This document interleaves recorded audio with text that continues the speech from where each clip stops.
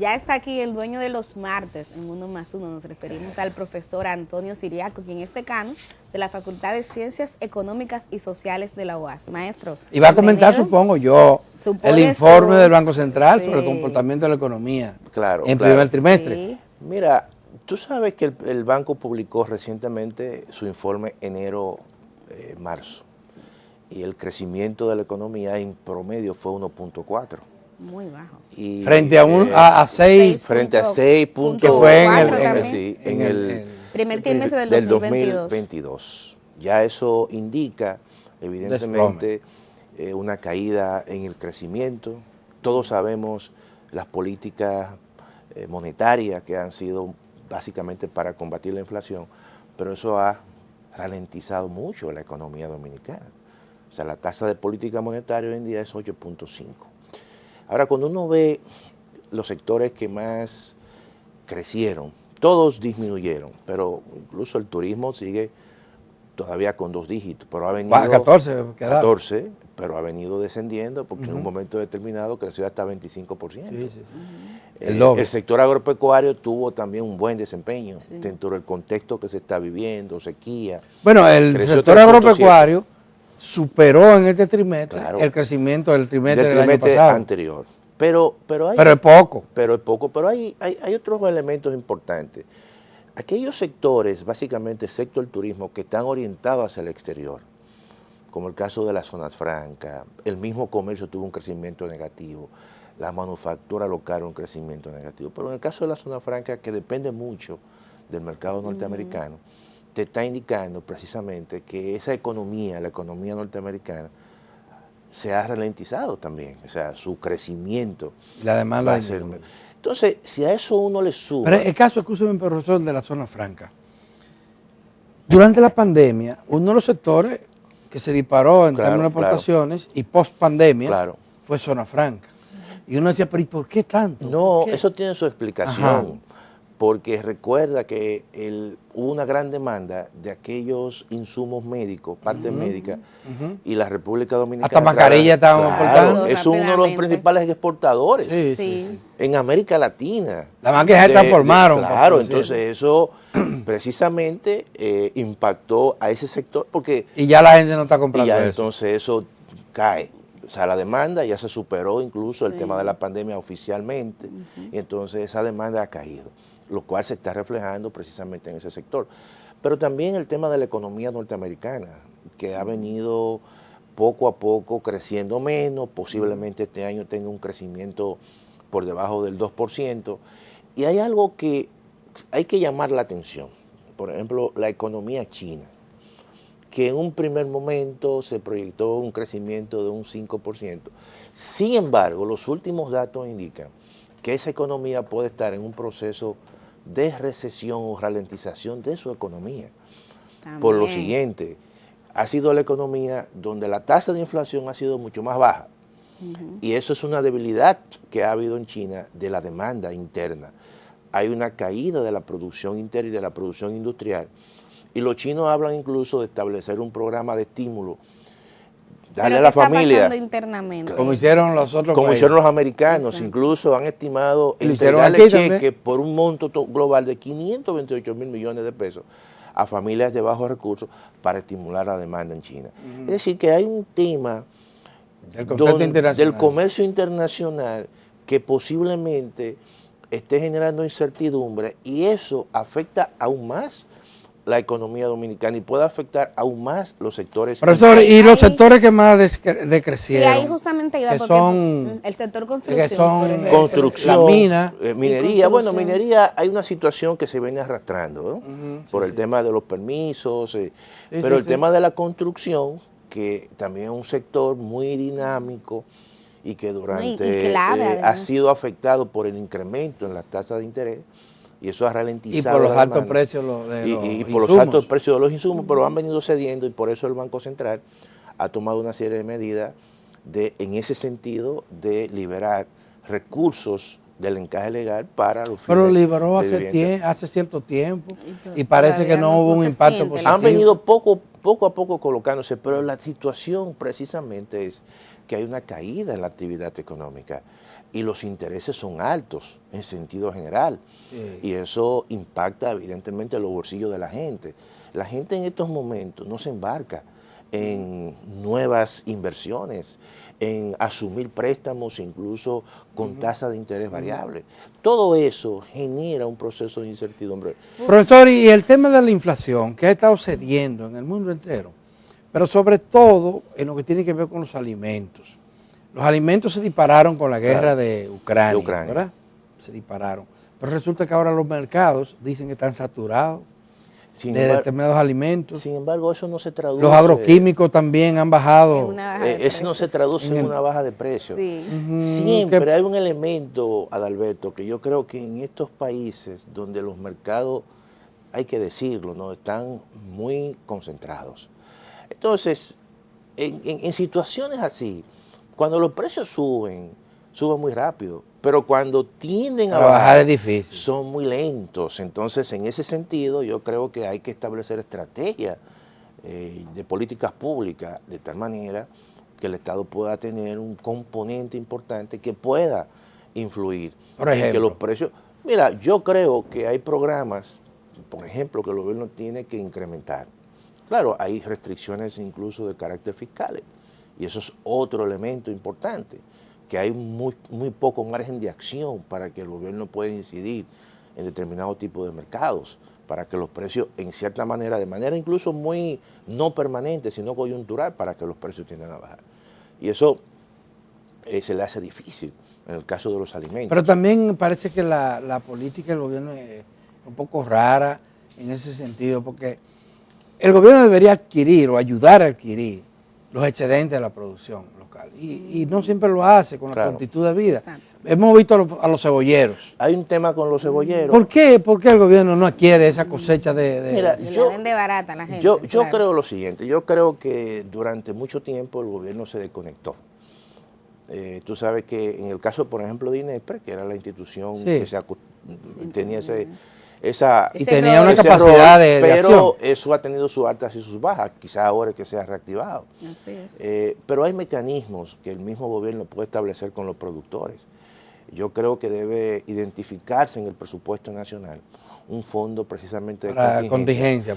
Porque aquí hay productos que están bien identificados, que generan, como decimos nosotros, buche en tiempos de cosecha.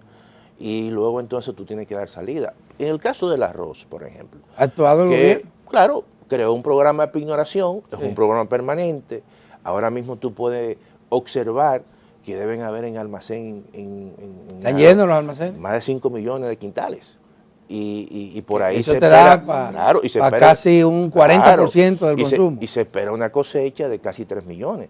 Por lo tanto, tú sabes que eso es una situación que tiene arroz para el año entero. Claro, y tiene que controlar las importaciones en caso de, o las exportaciones, para así evitar debería hacerse la política siempre. Claro, los precios se depriman. La diferencia de la cebolla es que tú no tienes capacidad de almacenamiento. Por la característica del producto. Claro, del producto. Pero es que el gobierno tiene que intervenir en favor de los productores para que no quiebren. Mira, Adalberto, ellos hablan de importaciones. El gobierno tenía que hacer importaciones en ese momento, definitivamente que sí. Pero el tema es que tiene que proteger al productor. Claro. Si ha producido, si hay excedentes. Yo no me explico por qué no pueden, porque son 3 cheles en comparación con lo que aquí hay 2 zonas. Por eso es que pienso debe haber una identificación bien clara de un plan, obviamente, y un fondo de contingencia para productos muy particulares. Productos como el arroz. Obviamente está el plan de pignoración. Pero parece que el arroz viene de viejo. Está el caso de las habichuelas de San Juan, o puede ser también otros rubros que yo creo que necesitan y son importantes para determinadas zonas. Por ejemplo, hablar de la habichuela en San Juan o hablar de la cebolla en Vallejuelo o en la zona de la frontera. Entonces, todo eso hay que identificar porque es una producción nacional que está muy vinculada con un territorio específico y hay productores que dependen de eso. De manera que yo creo que eso debe haber un mayor proceso de programación y planificación en ese sentido. Pero es preocupante, yo creo que partiendo ya de la proyección de crecimiento, creo que el Banco Central tiene que cambiar de postura. Es decir, ya debe comenzar a disminuir su tasa de política monetaria. Pero parece que eso viene. Sí, esto parecería ser la antesala para ser así, eso, claro. Porque si tú anualizas el crecimiento de los primeros 3 meses, evidentemente te va a un resultado por debajo del 4%, un 3.6, 3.8. Y eso es una meta de crecimiento que evidentemente está muy alejada del crecimiento potencial de la economía dominicana. Y ya eso significa que este es un año donde la tasa de desempleo se va a incrementar. Y no es tarde, no llega tarde el informe trimestral del Banco Central. Bueno, yo creo llega a finales de mayo. Yo creo que debería ser mucho más reciente. Evidentemente que el banco cada mes da una información y en ese mes incorpora un dato del crecimiento, de manera que, por ejemplo, quizás ya en las próximas reuniones que haga el banco o cualquier informe que presente, ya va indicando el crecimiento del mes de abril o del mes de mayo, y eso luego lo acumula. Y es un trabajo importante que hace el Banco Central. Yo creo que deben haber también otras instituciones que puedan apoyar en ese sentido. Pero bueno, es el banco el responsable de dar esa información, y todos sabemos el esfuerzo que eso implica, recoger la información. Hay informaciones que se generan incluso del sector privado, y tú tienes que manejar eso. Y el tema de la construcción. El Estado juega un papel importante en la construcción. No es el único, porque el sector privado está centrado más en viviendas. Cuando hablamos de construcción. Pero los grandes proyectos es el Estado que tiene que acelerar eso. El Estado tiene que mantener... ¿Y qué ha pasado con eso? Que el gobierno todavía tiene límites en comparación con lo presupuestado y lo ejecutado. No, yo creo que el gobierno tiene una gran restricción en términos presupuestarios. Si bien es cierto que ha mejorado la inversión pública con respecto al trimestre del año pasado, pero todavía es insuficiente. Tener una inversión pública un gasto de inversión de 9.5, cercano a 10, eso tiene que incrementarse y por lo menos llegar a un 12. Y eso significa que si tú no tienes los recursos, tendrás que endeudarte. Es decir, ampliar el déficit, y el déficit al final es un endeudamiento. Claro, el gobierno también... Pero todo eso se supone que está programado en el presupuesto. Bueno, se supone que hay un nivel de endeudamiento programado. Y se supone que ese es el nivel de endeudamiento vinculado obviamente con el déficit. Y el nivel de inversión también se programa. Claro, pero recuerda que estamos hablando de una inversión prepandemia que rondaba el 12%, un gasto de capital, y que posteriormente la situación cambió. ¿Ahora cuánto anda? Y ahora anda de un 9.5, de manera que hay que seguir. Hay que ver qué está pasando ahí, porque el gobierno está haciendo obras pequeñas y obras grandes para todo el territorio nacional. Yo no sé, porque no soy experto en eso, pero veo como que falta algo de planificación mejor, porque tú ves que te abren comienzan a hacerte una calle, un barrio, pero me faltar, la dejan por mitad, entran otros. Hay obras que para el gobierno son importantes, la autopista Duarte y el tren de Santo Domingo, el tren de los Alcarrizos. Y las circunvalaciones que aún todavía... Y las circunvalaciones. Algunas no han concluido. Sí, no han concluido, esa de Baní O el tema, por ejemplo, de la presa de Montegrande, que todavía... Y hay problemas. Pero ahí hay problemas. ¿Qué es lo que está pasando? Uno no entiende. Yo pienso que el gobierno... Porque a mí me decía, recuerdo una conversación con Rodríguez allá, que es un constructor y un experto en hídrico. Dice, ¿cuándo termina la obra? Dime cuánto tú tienes en efectivo. Depende de eso. Depende del dinero.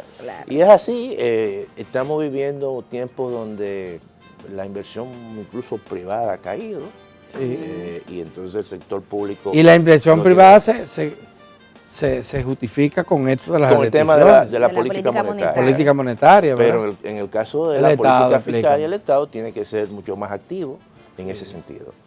Bueno, profesor.